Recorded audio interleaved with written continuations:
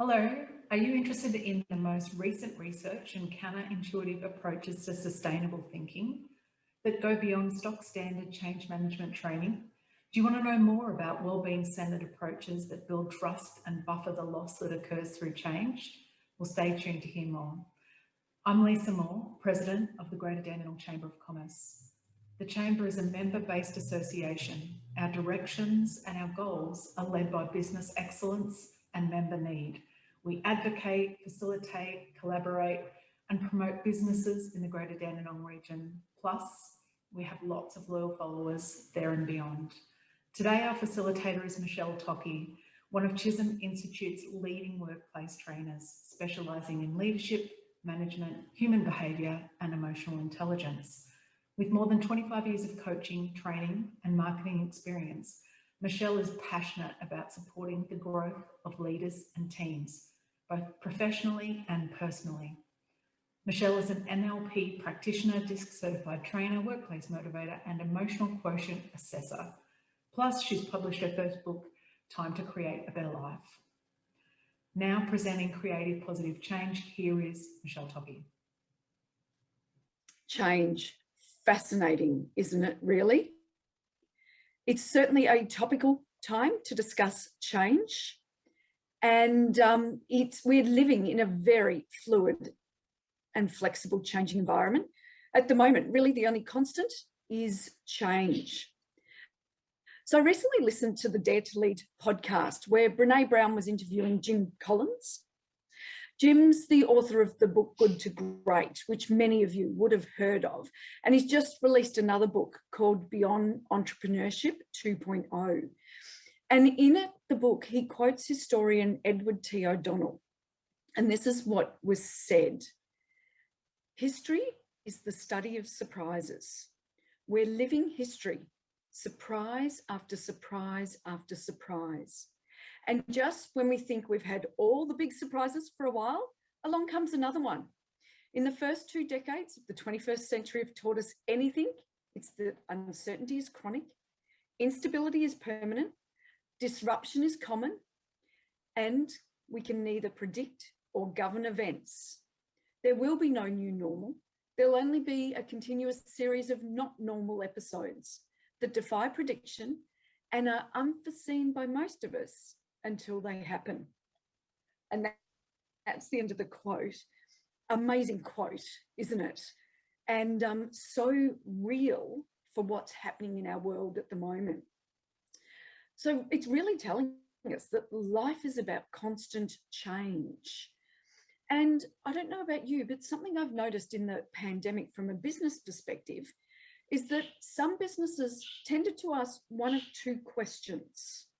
The first question was, how will we survive?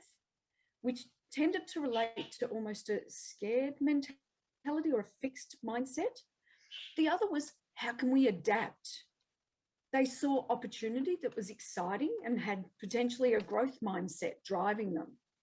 So what fascinates me at the end of the day is how innovative some businesses were and why that had never been part of their normal thinking and planning. You know, we've heard the word pivot. Some businesses pivoted incredibly in that time and saw new opportunities they'd never seen. And I've also seen it happen before when the car industry was disappearing. And a lot of the major suppliers to the car industry really had to think differently and become creative and very, very innovative for their businesses to survive. And there was amazing things that all of these businesses did. But why is it that it only happens in challenging time? Why is it not part of our business planning, culture, and thinking? So today in the workshop, I'm looking forward to running through the following: some truths about human change, myths of change, why change is often hard, what skills do change champions need, and creating a safe space for positive change, and just briefly introducing you to appreciative inquiry. So we live in what we refer to as a VUCA world. It's volatile, uncertain, complex, and ambiguous. Forces that are driving change, things like the pandemic, global competition, of course, shifting markets, threats and opportunities all lead to more change, which brings more volatility, uncertainty and ambiguity. So Sir Isaac Newton taught us that change was a linear process, A causes B. But this is no longer what's happening. There's a new breed of change practitioners, and they're looking at change through the lens of positivity. They're leaning into uncertainty with confidence, motivation and impact to serve as compassionate coaches of change, because there is no map of the emerging future. So 5 truths about human change. Change is essential. Change is what enables us to learn and grow. And while stability definitely at times feels advantageous, because everything feels calm, steady and under control, prolonged stability actually robs us of opportunities of learning and growth and undermines our brain's actual need for novelty. Control is an illusion. Change is a messy and magical process. And you're going to hear me use those words, messy and magical, a number of times. Because creating change requires us to disrupt the status quo so that we can actually reorganize into a more adaptive state. And disruption, by the fact of its very nature, is actually moving us away from order and stability towards the edge of chaos, often bringing unpredictability, confusion, and at times conflict. And change can't be contained. Change actually creates ripples across the system. Even a small change creates an exchange of energy and information. And this impact can actually be seen when we look at it through the system's lens, from how it impacts the individual, how it impacts the relationship between the individual and different groups, and how it impacts the whole system. So we look at it and we use the term through the me, we and us lens. And, you know, it's all, the individual isn't necessarily just you, the individual is all of the individuals around. And change is never complete. Change is continuous and constant. Our goal shouldn't be to develop change projects with a beginning, a middle and an end, but really to help with new information to continue shifting and changing, moving through chaos and order. And context counts. Different types of change require different approaches.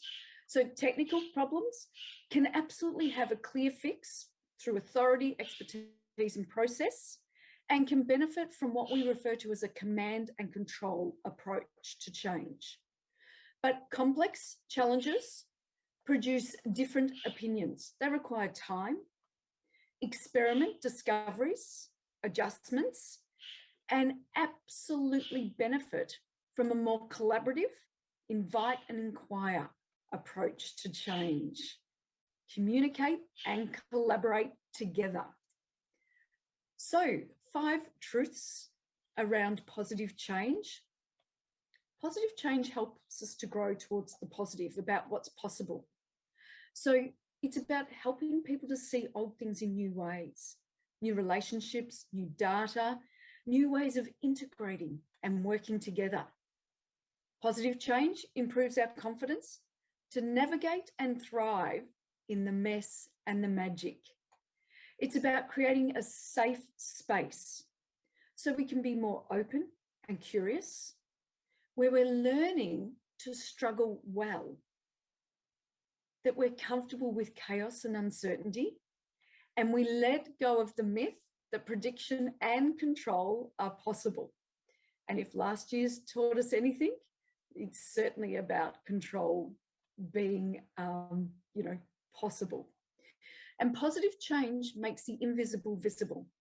It helps us to see, connect, strengthen, and influence the web of relationships. Remember, the individual the individual and the groups, and the whole system, the me, we, and the us. And positive change builds pathways that improve change buy-in and success, creates new ways of learning, communicating, and innovating by upskilling people in the magic factors. And the magical factors are around meaningful work. When your team knows their work makes a difference, makes an impact, and is meaningful, it makes such a big difference. Activation of strengths. We all have natural strengths. And when we're using these strengths, we're energized, we're motivated, we're thriving. Diverse conversations. And that's an element of, not armoring up to protect ourselves, to have really open and honest conversations. Invitations to self-organize. And this is one of the key elements in the change process. If you're looking at it from a coaching perspective, your team will self-organize. And this is where we don't need to be in command and control mode. We allow them to create. They own it, you've got buy-in, it makes it so much easier. And clear feedback and feed forward. Those really open, honest, and brave conversations. And lastly, in the 5 truths, the positive change equips leaders with the skills they need to solve complex challenges. This is when leaders shift from being the boss to becoming coaches of change. They become equipped to look for where what they desire already exists. What are we doing well? And let's build on that. They provide support and encouragement, and they take the time to reflect on the wins and the struggles, which are also going to help us progress. And the myths around change. Myths are often narratives that help us make sense of a senseless world and often can show up as limiting beliefs. So myth number 1, 70% of change is unsuccessful. The myth that change usually fails is actually quite widespread. But Mark Hughes, an organisational researcher, has found there's actually no evidence to support that statistic. In fact, another study said there's no evidence at all to support the notion that even half of organisational change efforts fail. Myth number 2, the pace of change is burning people out. And this one fascinates me. So employees who've experienced recent changes in their organisation are more than twice as likely to report chronic work stress. So it's easy at that point to assume that change itself is having the impact on people's well-being.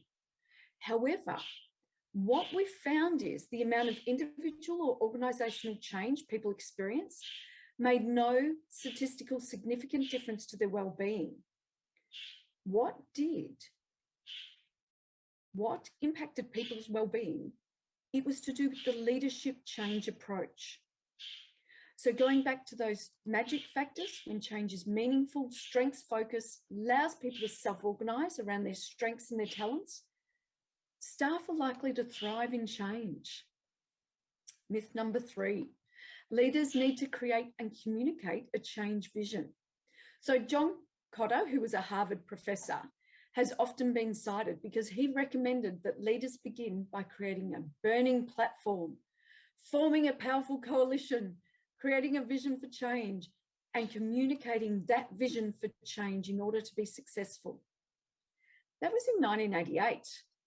But with the rate of change now often surpassing our actual ability to adapt, what we're finding is leaders who try to have all the answers and tell their people what's required were the least likely to create successful changes. The successful change leaders invited many diverse voices from both inside and outside the organisation into their conversations, allowed people to self-organise around the actions that they were committed to taking, and provided feedback loops to help them adjust as needed. That constant reviewing, tweaking, Conversing makes a big difference. Myth number 4, change needs to be controlled.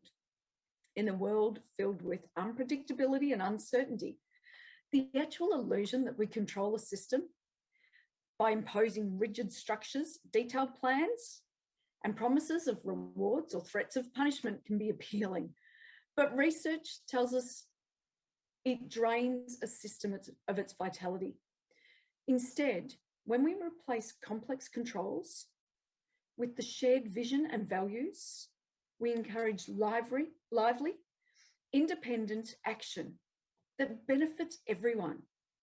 And things naturally emerge from that.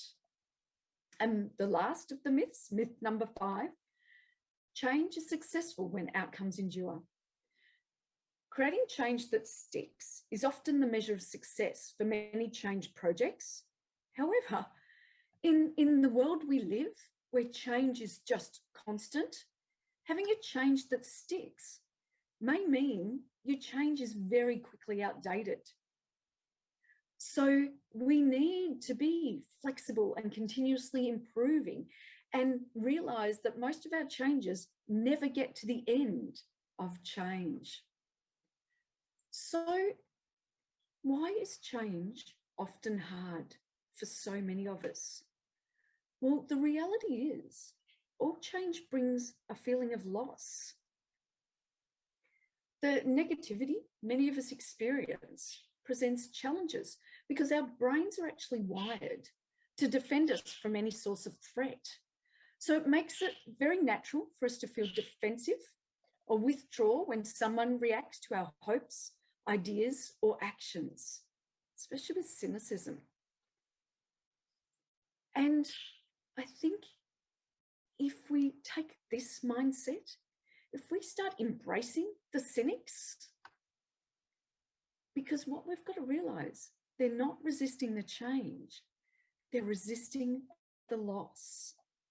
We can be judging our cynics' intentions as bad or that they're wanting to harm us, but remember, it's just our brain's way of keeping us safe.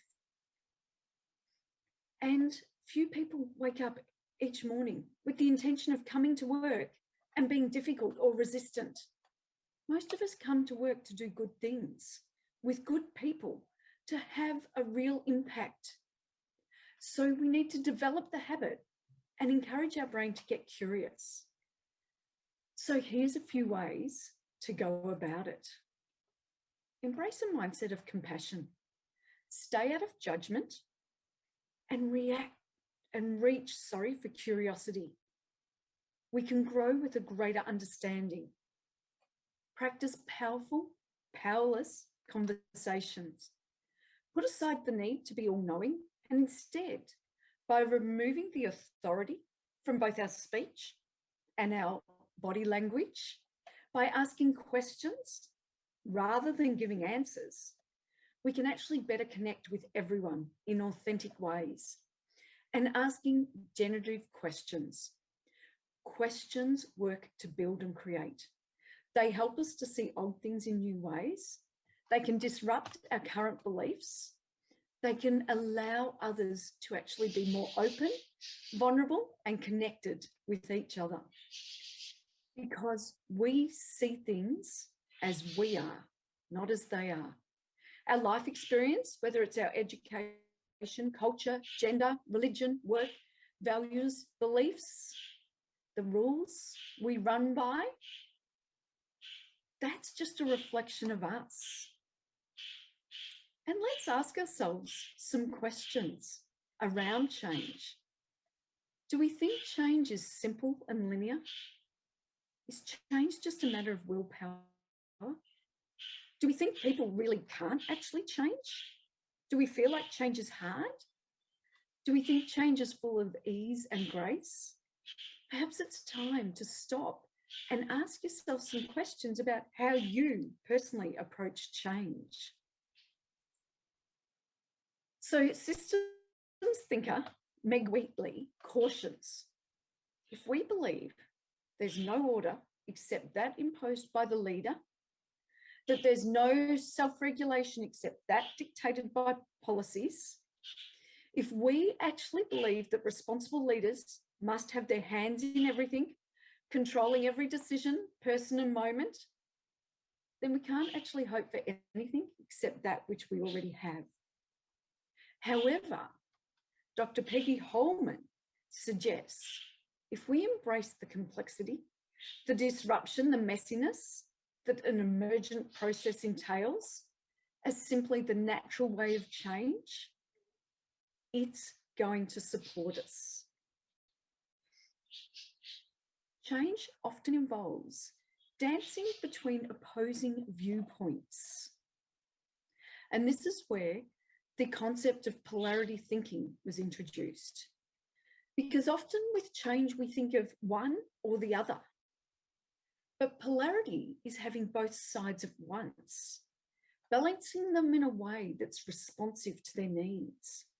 So instead of either or, polarity thinking involves for both an and. So it requires a bit of psychological flexibility and to challenge our beliefs, our values, our assumptions that shape the way we think, feel, and act. So how does this work? Well, let's look at polarities in life: activity and rest, work and home, take care of self, take care of others. In leadership, being clear yet flexible, being self-assured yet humble. In organisations, decentralised and centralised. In change, directive and participative. Being an advocate and through inquiry. So human systems flourish when they have opportunities to identify, organise and elevate strengths in an ongoing dance between chaos and order. Stability and growth, mess and magic, tradition and change. So if we're going to be a change champion, what skills do we actually need? Well, we do know that our individual, the me, and the collective, the we and the us, well-being is actually an essential ingredient in creating any positive change. And it's important to know that well-being isn't actually about always being well or having perfect well-being scores, but it's about how we feel, the energy we actually bring, even during our most challenging times. Because well-being enables us to navigate the polarity between struggle and thriving, mess and magic, with confidence, motivation, positivity, engagement, strong relationships, meaning, purpose, and grit. And the energy allows us to discover, dream, design, and deliver on this positive change. So the tools of a systems thinker, it's not disconnection, it's interconnection. It's not linear, it's circular. It's not silos, it's emergent. It's not parts, it's wholes. It's not analysis, it's synthesis. And it's not isolation, it's relationships. So the world, as we have created it, is a process of our thinking. And it cannot be changed without changing our own thinking. And humans, we really do often thrive in change. And if you take a moment to stop and reflect on your own personal challenging times, there's often growth in the struggle. You may not have enjoyed it at the time, but if you stop and reflect, you'll see the changes worked and they worked well. So earlier I spoke about that it's the way that leaders bring change in that makes a difference. And remember, it wasn't about the organisational change people are experiencing that is undermining their resilience and well-being. Research is telling us it's not the pace of change, it's the leadership approach taken and how successfully change is implemented that is most impacting people's well-being. So when leaders use an invite and inquire approach to bring together diverse stakeholders, they can explore and that self-organize around the actions. So when this occurs, changes are significantly more likely to be successful, and your staff are going to report better levels of well-being. It turns out that people's level of well-being and the leadership approach taken for change and the success of your organisational change endeavours are actually fused in a cycle. So it's not enough to teach your leaders how to change. It pays to teach them actually how to improve people's well-being. So how do we create safe spaces for positive change? Well, Project Aristotle, which was Google's study on highly productive teams, it was a 2-year study where they looked at all of their teams. What are our high-performing teams and why are they high-performing? And the study found that psychological safety is a key factor. This is when team members feel safe enough to take risks, to be vulnerable in front of each other, to challenge people, to not armor up, to be vulnerable, to be open, to explore, to innovate. They've got confidence in each other. So Professor Amy Edmondson, she's from the Harvard Business School, has told us psychological safety exists when team members feel safe enough to take risks, to be vulnerable with each other, where they can speak up and offer new ideas, ask questions, value different opinions, and be willing and able to learn from their mistakes. Because research tells us that people, and you know what, I don't even think we needed research to tell us this. We have a basic need to be responded to, respected, to be important with others, and to avoid rejection, insignificance, and disconnection. As a result, when this happens, we have a sense of belonging that correlates with a whole lot of positive outcomes, including higher self-esteem, greater life satisfaction, faster recovery from disease, lower levels of stress, less mental illness, and longer life. Psychological safety isn't about a cozy situation where people are necessarily close friends or the absence of pressure or problems.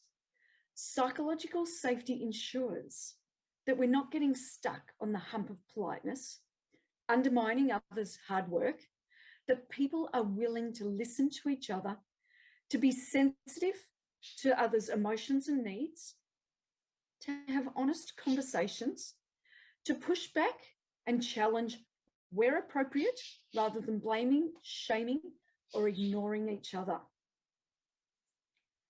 And it is also important to know that everything is always changing.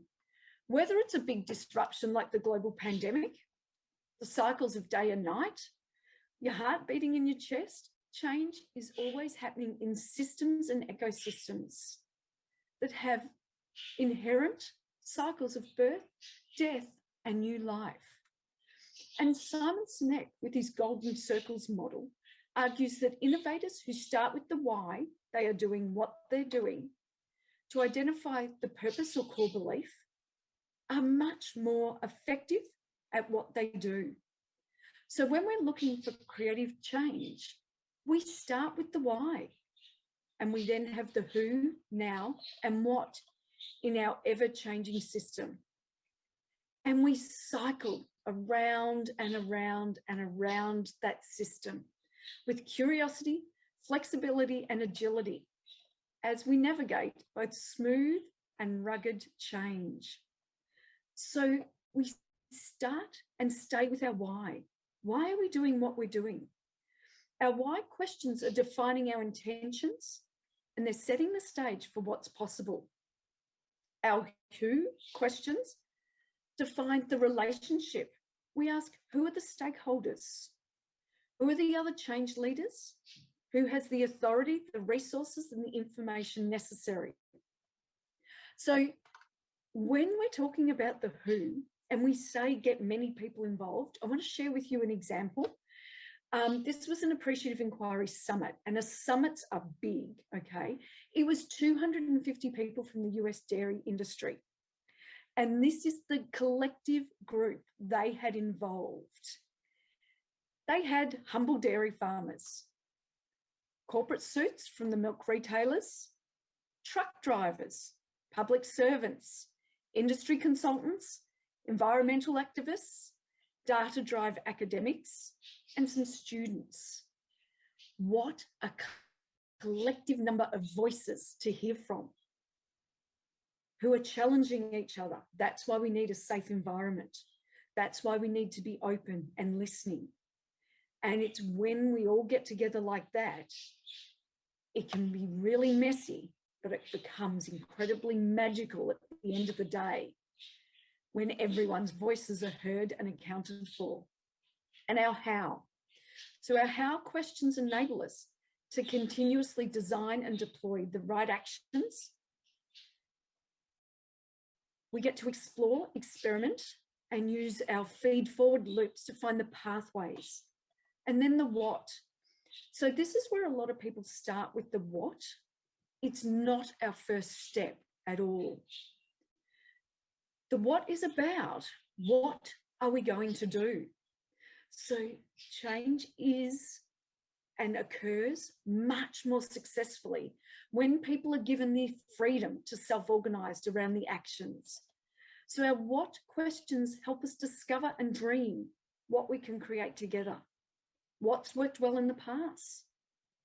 What suffering still needs healing? What strengths and culture can we build on? What's our future calling for? What do we want to contribute now? What can we do next? And so what are the tools that we can possibly use?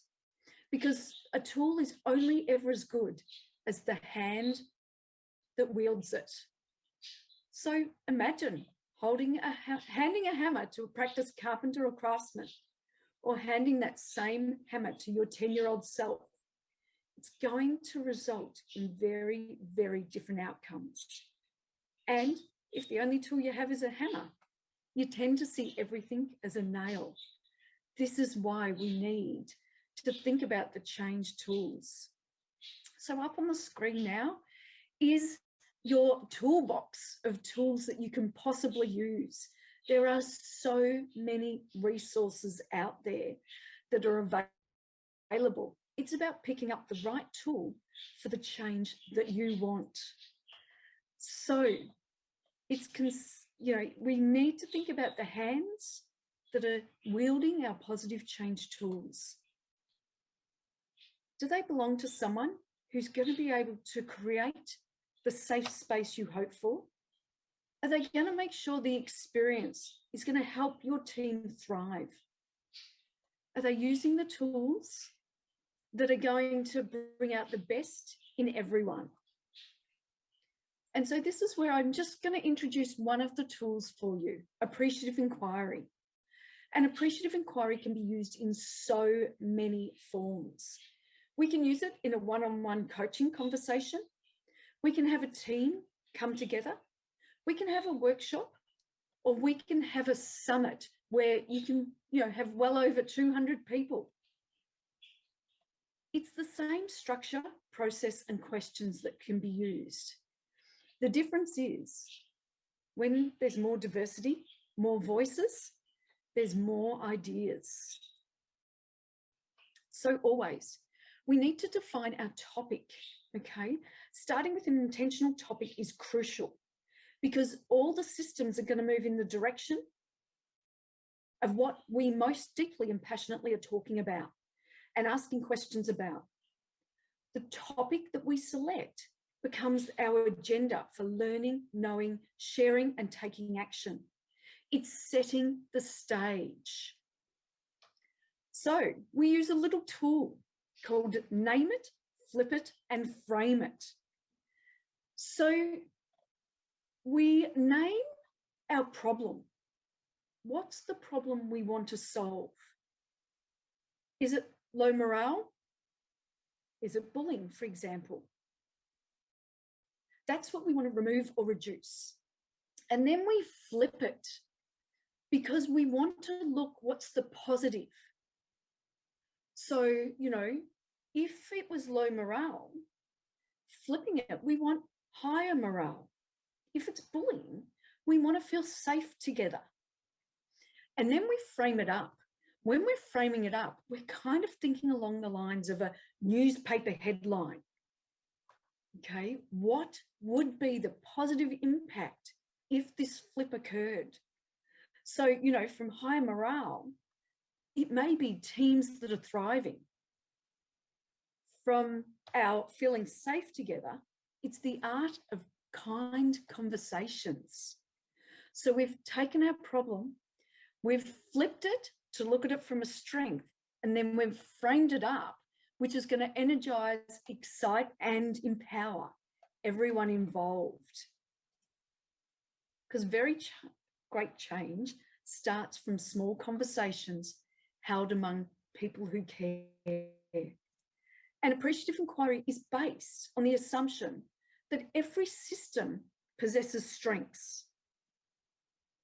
We need to locate these strengths and illuminate them. So this is, again, where I'm getting back to who's defining the topic. Who have you got looking at what our problems are and what the solution needs to be? Is it just the board? Is it just the executive team? Is it just management? Did you notice I've used the word just every time? Think very carefully about who's defining your topic. It's so much better if you can have a cross-section of people from the organisation. So a primary school ran an AI summit. They involved teachers, parents, students, community, local council, local businesses. A prison ran an AI summit. They involved guards, management, officials, government representatives, community support organisations, prisoners, suppliers. It just extended, opening the conversation up to people in your company helps you build trust, cooperation, and innovation. Do you know the average lifespan of a company in the 1950s was 60 or 70 years? The average lifespan of a company today is 17 years.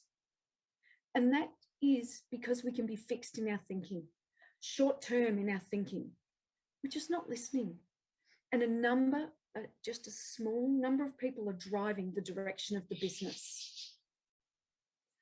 So appreciative inquiry has a 4D framework. We've defined the topic already, but now we go into discover, dream, design, and destiny. So discover, it's about the positive change we're hoping to create. You know, big moments or small moments, recent or a while ago.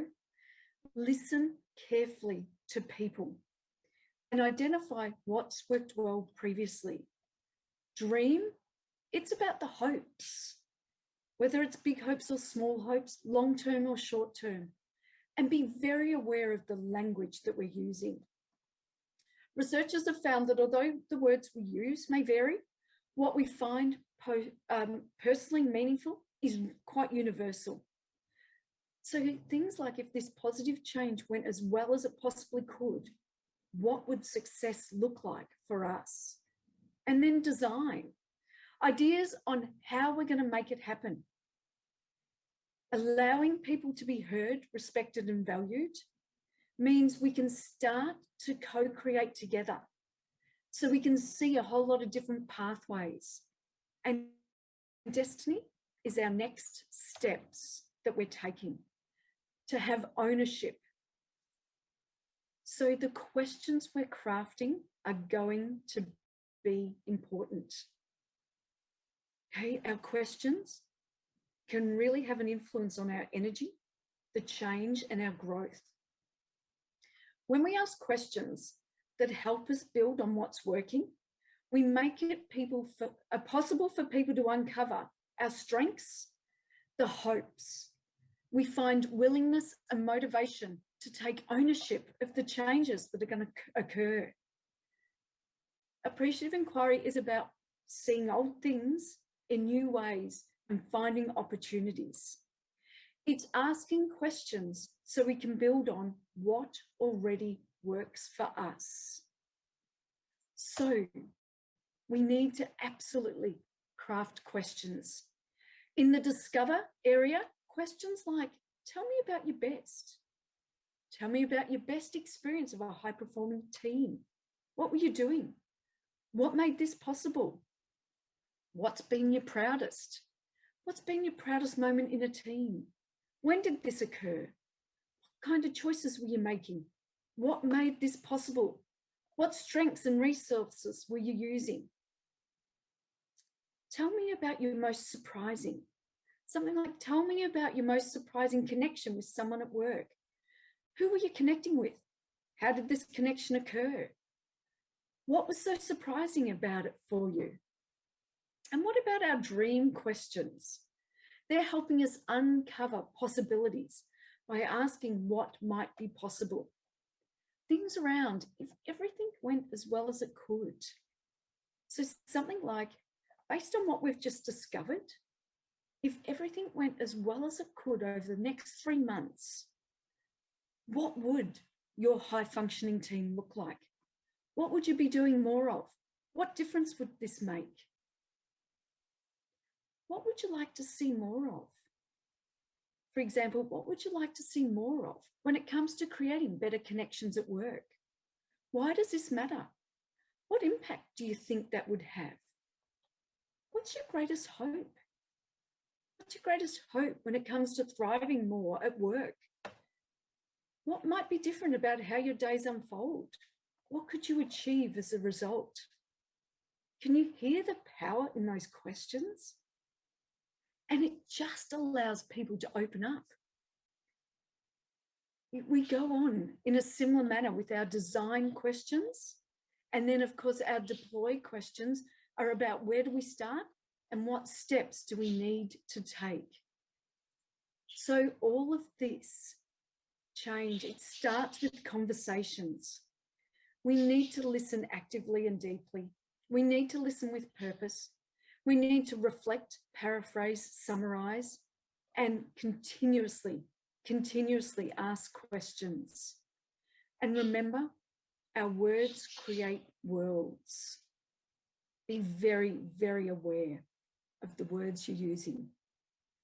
So it's about knowing it's a collaborative and messy journey that takes time, which can be uncomfortable, but that's okay. That the middle is messy, but it's where the magic happens. Live life like you're living it in draft. To trust the process. Jump in, be present, stay in the moment. Whatever the group is talking about, it's the right conversation at that point. And the importance of psychological safety and ensuring all voices are being heard to make sure that people can feel vulnerable and challenge the status quo. That it is important to understand instead of being understood, that tiny is mighty and celebrating our small wins is really important, that it is possible to co-create a dynamic and things ebb, flow and shift, to walk alongside people and use the wisdom that's within the team you have there. That it is uncomfortable, it can feel unstructured, and we need to be flexible. This approach draws people in rather than pushing them through a process and creates a shared vision for the future. Change is possible and small steps are mighty. The Greater Dandenong Chamber of Commerce hopes you have heard some ideas you can immediately implement in your business or personal life. We're on the socials and on Eventbrite. You can find our website at greaterdandenongchamber.com.au. Chisolm Institute offers accredited and non-accredited training. For more information, contact the Business and Management Department at Chisolm Institute on 9212 4544 to discuss design training needs for your organisation. Thank you.